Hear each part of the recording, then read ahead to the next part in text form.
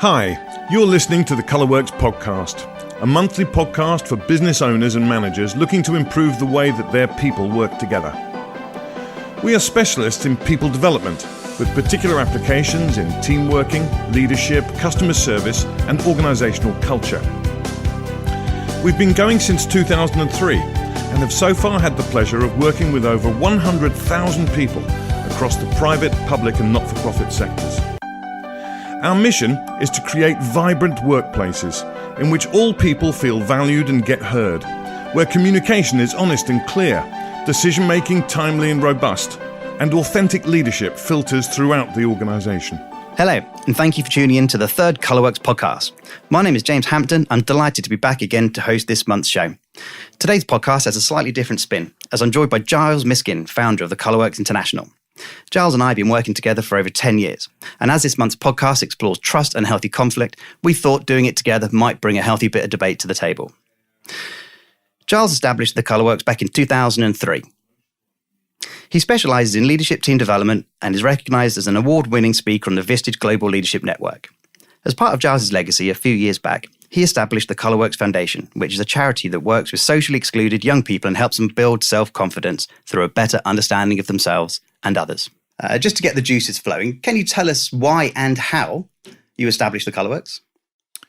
Sure. Why is an interesting question. I think it's mainly because in my previous role, and I was MD of a family-owned plastic injection moulding business here in Dorset, with a turnover of about 8 million quid. And the family that gave me the responsibility of trying to turn the business around from 3 years of consecutive loss put a lot of faith in me, basically. I had no leadership experience. I am, as you know, James, very technically challenged. So working in a very technical business was tough. But must have done something right, because we managed to turn it back into profitability within 18 months. And the family therefore decided to sell. And having been given almost complete free rein in how I ran the business up until that point, the new owners came along with an extremely different attitude. And my new boss actually sat me down on the first day and introduced himself with the words, right, Giles, from this day forth, you will know me as God.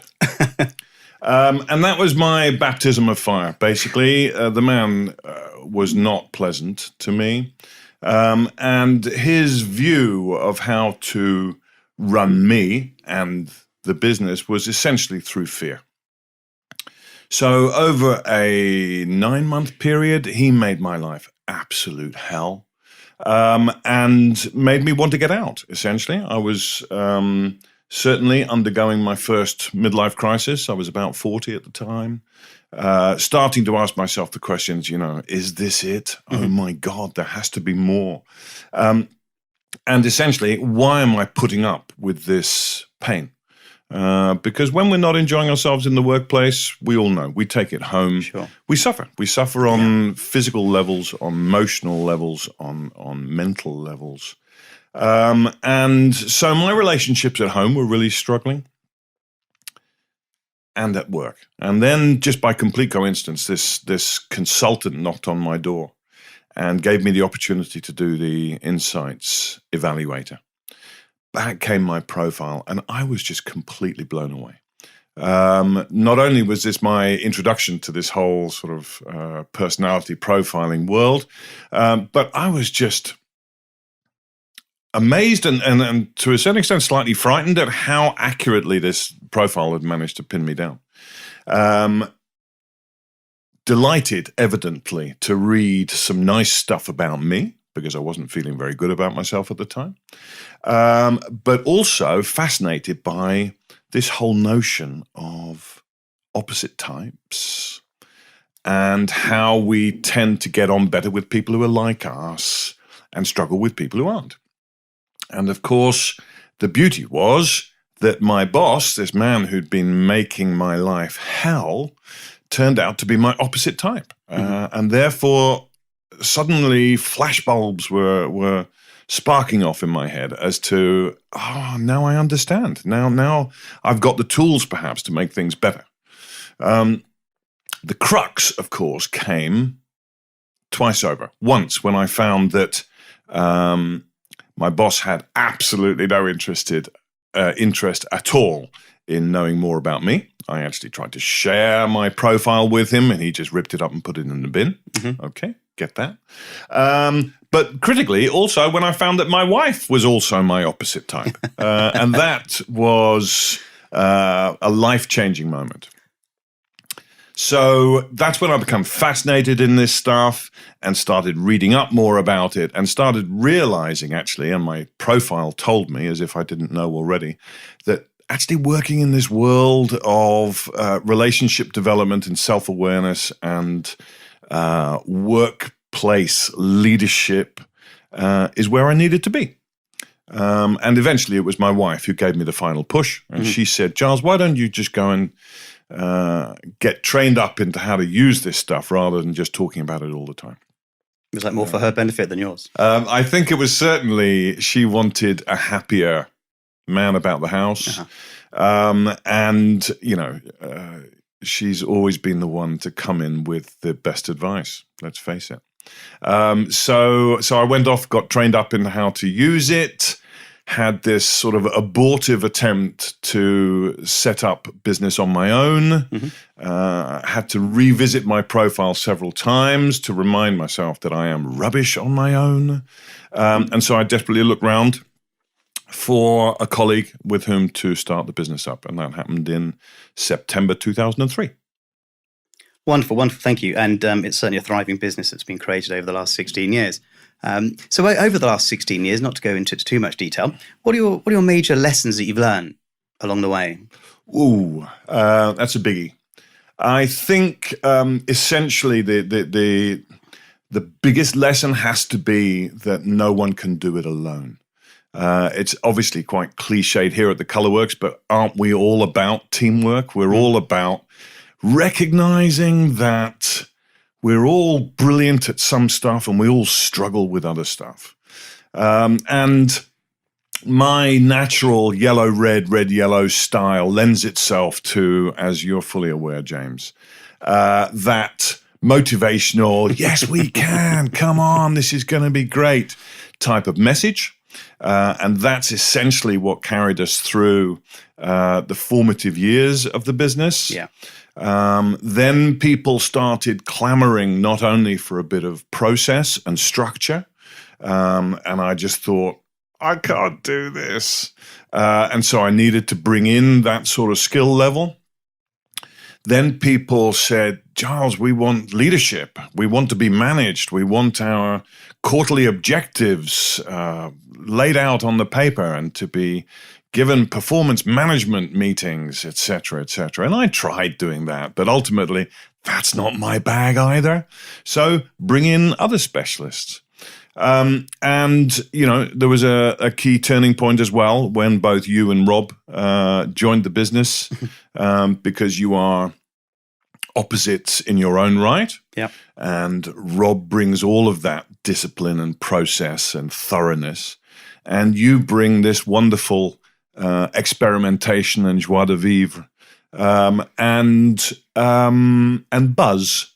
And I think the combination of how the three of us work together is absolutely critical. So team working would be my first major lesson. Sorry if I'm going on a bit about that. I think the second one would be clarity. And this has been a lesson hard learned, that the more often you can repeat the purpose of the business and just remind both yourself and everyone you work with why you are doing this, what is your mission, what is your vision, what are you heading for? That clarity just allows people to feel good about themselves, know that they're contributing to something meaningful and bigger than themselves.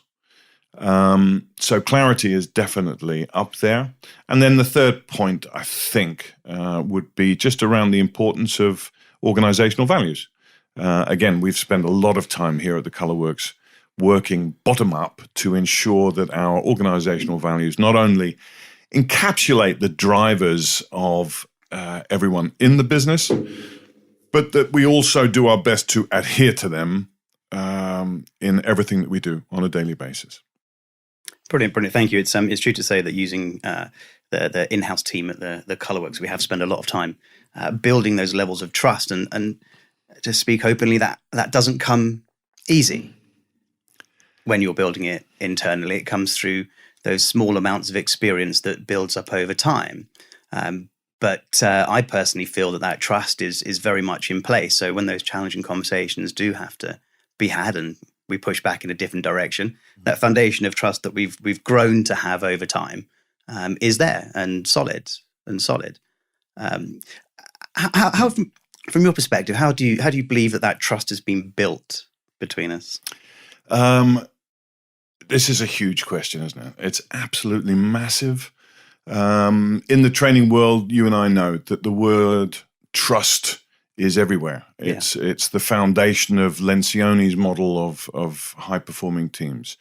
It's the basis of the research work that Google did with Project Aristotle, that people require that sort of sense of psychological safety, comfort within their team to be able to contribute and be challenged as well as challenge others. And it's such an intangible, and yet it is the core and it's the essence of what we do. I think that trust has to start at home. So just like the lovely emotional intelligence quadrant starts with self-awareness, I think trust and one's ability to trust other people starts with trusting yourself. And trusting yourself means knowing yourself well, warts and all. I believe, therefore, that knowing what you're brilliant at is a bit like coming back to that sense of mission. Knowing what I'm brilliant at means that I can fulfill my own purpose through doing more of what I'm brilliant at. Knowing what I struggle with, what my weaknesses and my challenges are, means that I can start to develop some coping strategies around that so that I let myself down less often. Knowing all of this color stuff, absolutely critical, because despite my best intentions, I know that I can hack other people off. I know that I can suppress them. I know that I can frighten them. I know that I can bore them. I know that that just by being me, I can be pushing people away when my whole purpose is to do the opposite. And so this trust thing, I believe, centers on our willingness to commit to this model of emotional intelligence, but also a willingness to put on the table the stuff that is important to us, how we feel. I was just looking at the old Maya Angelou quote the other day. Yeah. People will not remember what you say, but they will remember how you made them feel. And I need to remind myself of that. And I think we all need to be reminded of that, that despite our best intentions, we can get it wrong. When we can put those things on the table and discuss them, then I think we've got the start of the building of trust. Yeah, good. And I think that sense of belonging that's created within an environment is instrumental to the creation of that level of trust, because to come out of your shell and put those things on the table and leave them open to scrutiny, in the sense I actually might realize something about myself that I didn't know. Yeah. My sense of self-identity might actually be broken or shattered from how I see myself, for the better, to that trusting relationship that you have with people. That sense of belonging is really, really important, and creating the environment where people can be comfortable in being themselves to their strengths and their weaknesses, because we all do mess up on occasions. And our intention of communication and our intentions are sometimes misread and misunderstood. And building that trusting environment through those small moments of trust, not the big gregarious ones, but the small moments of trust that happen on a day in and day out basis, is just the crucial way to be able to get people around that table so that they feel comfortable. Absolutely. I think it's certainly my personal belief, and I'm not sure how widespread it is, that essentially it is human to be insecure, to feel insecure, that we put a lot of effort into projecting this image of ourselves on the world, which is mostly around self-preservation. But that little inner voice just keeps eating away at us. And it is there at times to be very easily exploited. We can feel bad about ourselves far too easily. I love the work of Brené Brown. And I think this, again, enables us to just put some stuff on the table about how it's very human to feel that way. And the more that we can share those vulnerabilities, the more likely we are to be able to start trusting each other. How do you create an environment where those needs can be catered for? Good question. I think it's that trust equation works really well here. When I first read about there being a trust equation, I giggled a bit. I just thought, oh my God, here we go, typical trainer speak, but actually really, really useful. For those who don't know it, it goes as follows. Trust equals credibility, i.e., you've got the expertise, you've got the qualifications, you've got the experience. You therefore bring credibility to the relationship. Plus reliability, i.e., you consistently deliver on your promises. I can therefore trust you with successful and competent completion of a task that I delegate to you. Plus intimacy. That's always an interesting one, and it always challenges people because it sort of implies that we've got to get deep and dirty with each other.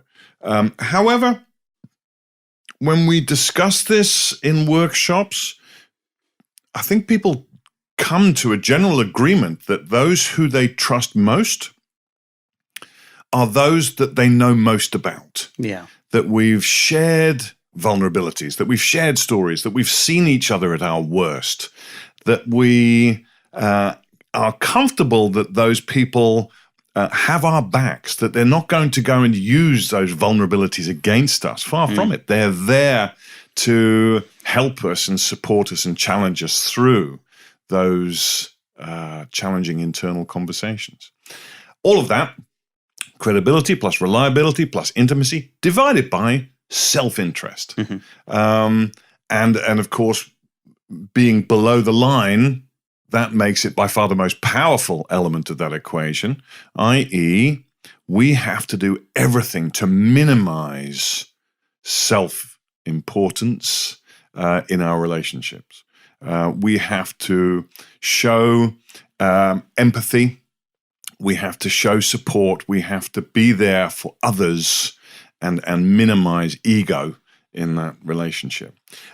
So the existence of this equation is just a facilitator. It's a facilitator to start conversations between people about what their interpretation of trust is and how important different elements of that equation are for them. Because if we both understand trust differently, then we're obviously going to have higher or different expectations of each other, which means that we can actually miscommunicate and the message gets lost. So put the equation on the table. Let's discuss what that means to different people. And then let's discuss what each of us can do, and each of us within the team can do both individually and as a team to engender a greater sense of trust amongst us.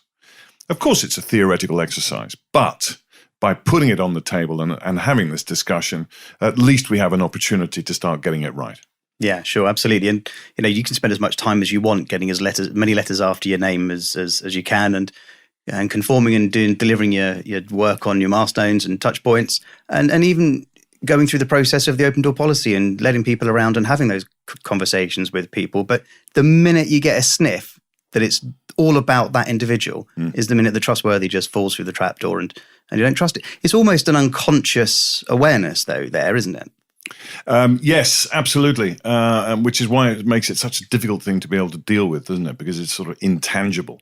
That said, there are some people who instinctively trust. And then there are others who feel that no, trust needs to be earned. The intangibility, however, sometimes doesn't make it any less obvious, does it? There are some people that both of us know who we wouldn't trust further than we could throw them. Yeah. And yet, probably in trying to identify the characteristics that contribute to that mistrust, really quite tough. Is that because we just get a feeling for it? It's Absolutely. a gut reaction. It's a gut reaction, isn't it? absolutely. Or maybe that's just because both of us have got quite high feeling scores. Well, indeed. And my next question was, is there any correlation behind the behaviors and the trustworthiness or the persona of the trustworthiness? Trustworthiness, no correlation whatsoever. In as much as I believe that everybody can be trustworthy, and that trustworthiness is related to that person's authenticity and their consistency, therefore, and it's their self-awareness, isn't it? It's their ability to accept and acknowledge themselves for who they are, and not anything more than who they are. It would also be true to say that, reflecting back upon your opposites conversation, that if I see you in such an alien way and so different to me, my survival reaction's going to be up because I simply don't understand it. So I think there is almost a piece in here as well of my own accountability of how I perceive others and their trustworthiness. Yeah. And stepping back from that and engaging in that self-awareness and giving them the opportunity to first show. Sure. So do we expect trust first or do we give trust first?